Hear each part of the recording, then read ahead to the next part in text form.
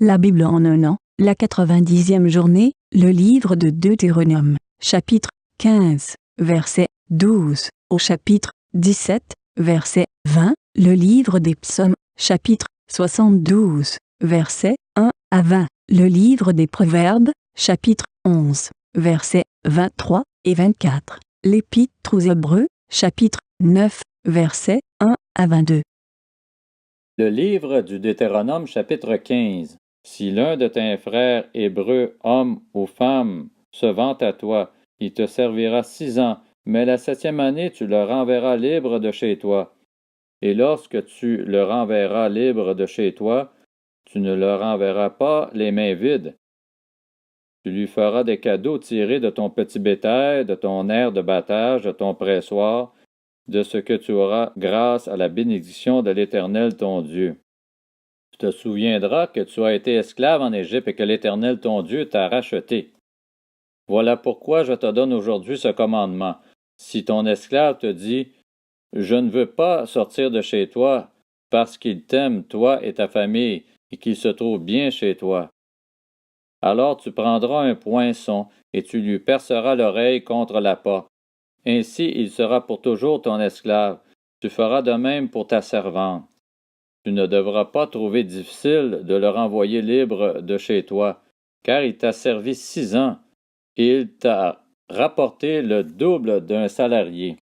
Alors l'Éternel ton Dieu te bénira dans tout ce que tu feras. Tu consacreras à l'Éternel ton Dieu tout premier-né mâle qui naîtra dans ton gros et dans ton petit bétail.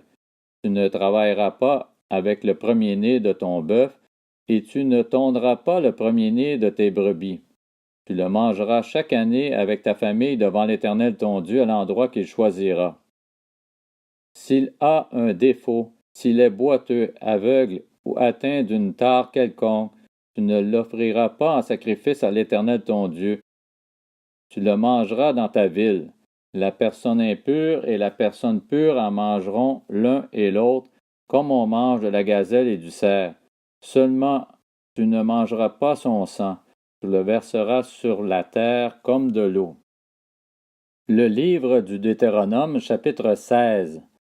Observe le mois des épis et célèbre la Pâque en l'honneur de l'Éternel ton Dieu. En effet, c'est au cours du mois des épis que l'Éternel ton Dieu t'a fait sortir d'Égypte pendant la nuit. Tu feras le sacrifice de la Pâque en l'honneur de l'Éternel ton Dieu en prenant dans ton petit et ton gros bétail à l'endroit que l'Éternel choisira pour y faire résider son nom. Pendant la fête, tu ne mangeras pas de pain levé, mais tu mangeras durant 7 jours des pains sans levain, du pain de misère, car c'est avec précipitation que tu es sorti d'Égypte. Ce sera le cas afin que tu te souviennes toute ta vie du jour où tu es sorti d'Égypte. On ne verra pas chez toi de levain sur tout ton territoire pendant 7 jours. Aucune partie des victimes que tu sacrifieras le soir du premier jour ne sera gardée pendant la nuit jusqu'au matin. Tu ne pourras pas faire le sacrifice de la Pâque à n'importe quel des endroits que l'Éternel ton Dieu te donne pour y habiter. C'est à l'endroit que l'Éternel ton Dieu choisira pour y faire résider son nom que tu feras le sacrifice de la Pâque.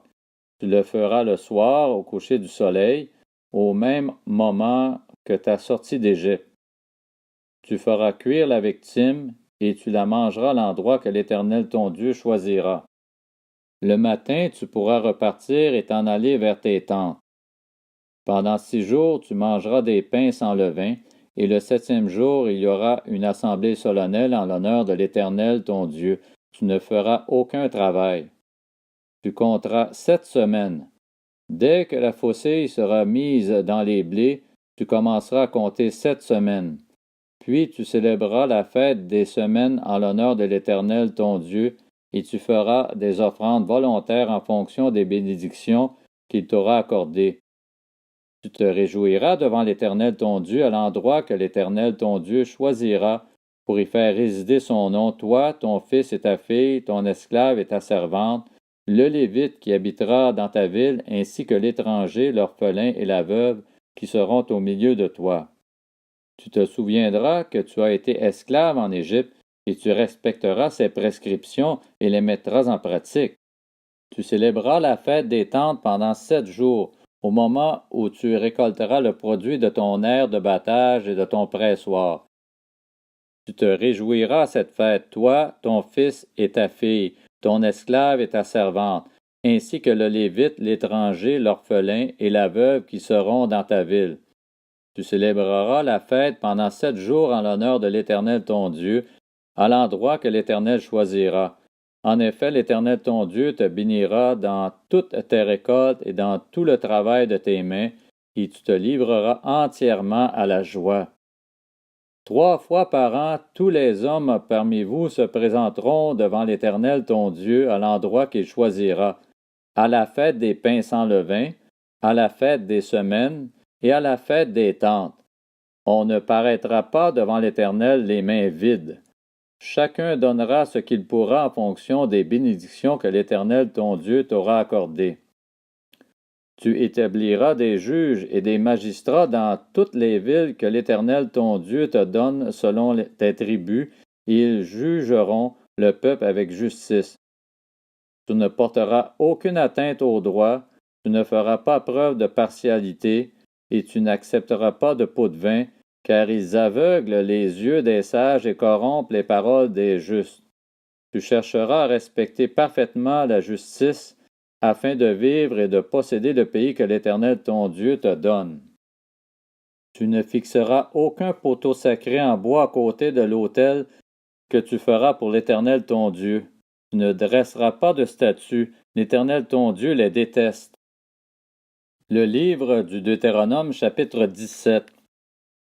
Tu n'offriras en sacrifice à l'Éternel ton Dieu ni bœuf ni agneau qui ait un défaut ou une tare quelconque, car ce serait un acte abominable pour l'Éternel ton Dieu. Il se trouvera peut-être au milieu de toi, dans l'une des villes que l'Éternel ton Dieu te donne, un homme ou une femme qui fasse ce qui est mal aux yeux de l'Éternel ton Dieu, et viole son alliance, qu'il aille servir d'autres dieux et se prosterner devant eux, le soleil, la lune ou tous les corps célestes. Ce n'est pas ce que j'ai ordonné. Dès que tu en auras connaissance, dès que tu l'auras appris, tu feras avec soin des recherches. Est-ce vrai? Le fait est-il établi? Cet acte abominable a-t-il été commis en Israël? Alors tu feras venir aux portes de ta ville l'homme ou la femme coupable de cette mauvaise action, et tu le lapideras, tu le puniras de mort. C'est sur la déposition de 2 ou de 3 témoins que l'on fera mourir quelqu'un.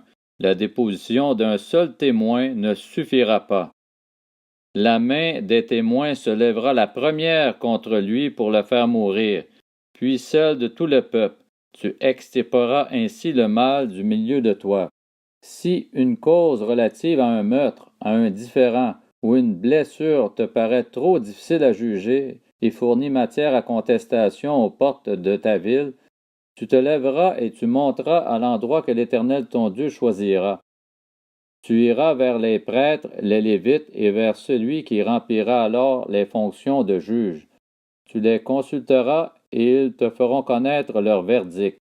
Tu te conformeras à ce qu'ils te diront à l'endroit que l'Éternel choisira, et tu prendras bien soin d'agir d'après tout ce qu'ils t'enseigneront. Tu te conformeras à la loi qu'ils t'enseigneront et au verdict qu'ils auront prononcé. Tu ne t'écarteras ni à droite ni à gauche de ce qu'ils te diront. Si par orgueil un homme n'écoute pas le prêtre placé là pour servir l'Éternel ton Dieu ou le juge, il sera puni de mort. Tu extirperas ainsi le mal du milieu d'Israël, afin que tout le peuple en entende parler et éprouve de la crainte, et qu'il ne se livre plus à l'orgueil. Lorsque tu seras entré dans le pays que l'Éternel ton Dieu te donne, lorsque tu le posséderas, que tu auras établi ta demeure et que tu diras, je veux établir à ma tête un roi comme toutes les nations qui m'entourent, tu établiras à la tête le roi que l'Éternel ton Dieu choisira. Tu prendras un roi du milieu de tes frères, tu ne pourras pas te donner un roi étranger qui ne soit pas ton frère, seulement qu'il n'ait pas un grand nombre de chevaux, et qu'il ne ramène pas le peuple en Égypte pour se procurer beaucoup de chevaux, car l'Éternel vous a dit, vous ne retournerez plus par ce chemin-là.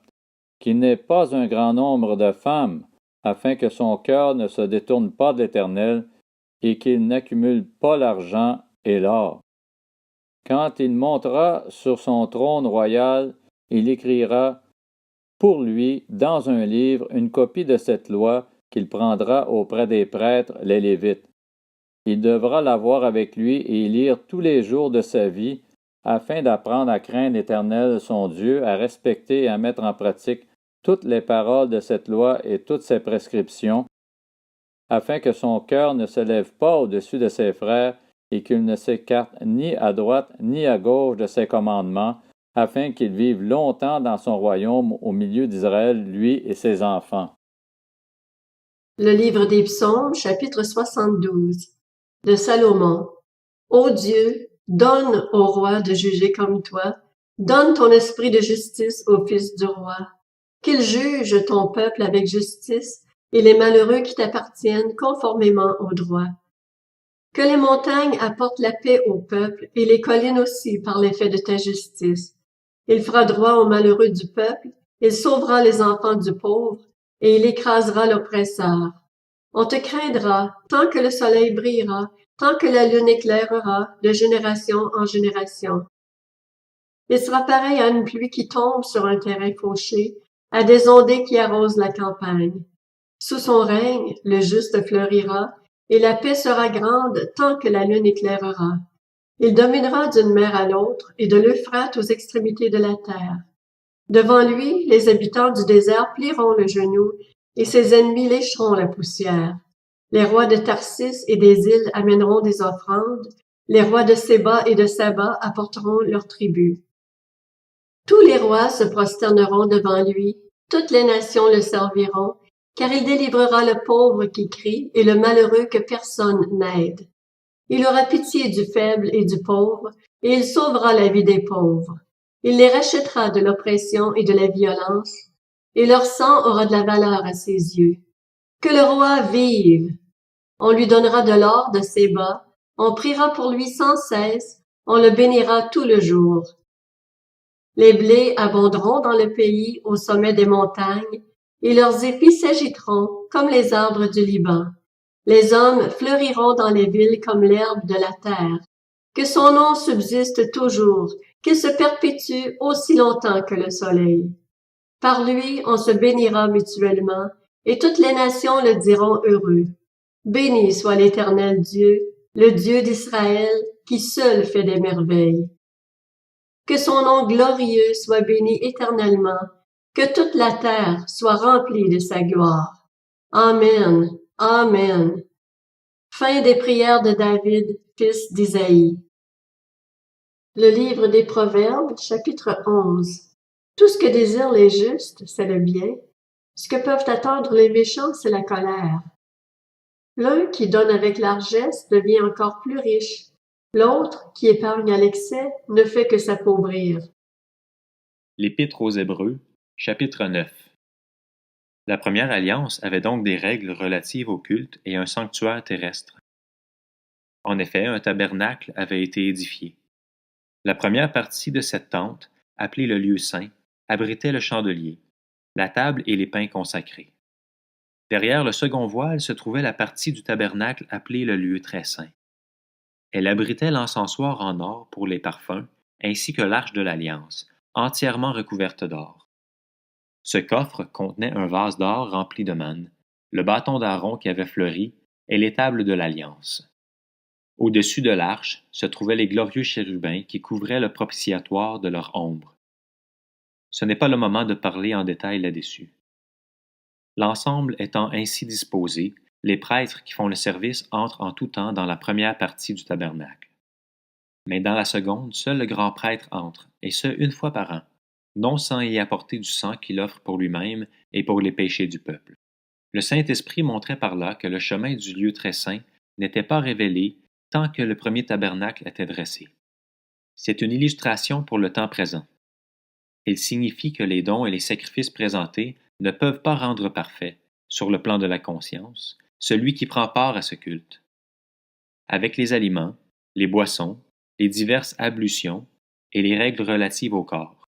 C'étaient des prescriptions imposées seulement jusqu'à une époque de réforme. Quant à Christ, il est venu comme grand prêtre des biens à venir. Il a traversé le tabernacle plus grand et plus parfait, qui n'est pas construit par la main de l'homme, c'est-à-dire qui n'appartient pas à cette création. Et il est entré une fois pour toutes dans le lieu très saint, non pas avec le sang de boucs et de jeunes taureaux, mais avec son propre sang. Il nous a ainsi obtenu un rachat éternel. En effet, le sang des boucs et des taureaux, ainsi que la cendre d'une vache, dont on asperge ceux qui sont souillés, les rendent saints, en leur procurant une pureté rituelle. Si tel est le cas, le sang de Christ, qui s'est offert lui-même à Dieu par l'Esprit éternel comme une victime sans défaut, purifiera d'autant plus votre conscience des œuvres mortes, afin que vous serviez le Dieu vivant. Voici pourquoi il est le médiateur d'une alliance nouvelle. Sa mort est intervenue pour le rachat des transgressions commises sous la première alliance, afin que ceux qui ont été appelés reçoivent l'héritage éternel promis. En effet, là où il y a un testament, il est nécessaire que la mort du testateur soit constatée. Un testament n'entre en vigueur qu'en cas de décès, puisqu'il n'a aucun effet tant que le testateur vit. C'est pourquoi même la première alliance a été inaugurée avec du sang. Après avoir prononcé devant le peuple entier tous les commandements conformément à la loi, Moïse a pris le sang des jeunes taureaux et des boucs, ainsi que de l'eau, de la laine écarlate et de l'hysope, et il a aspergé le livre lui-même et tout le peuple en disant: Voici le sang de l'alliance que Dieu a prescrite pour vous. Il a aussi aspergé avec le sang le tabernacle et tous les ustensiles du culte. Or, d'après la loi, presque tout est purifié avec du sang, et s'il n'y a pas de sang versé, il n'y a pas de pardon.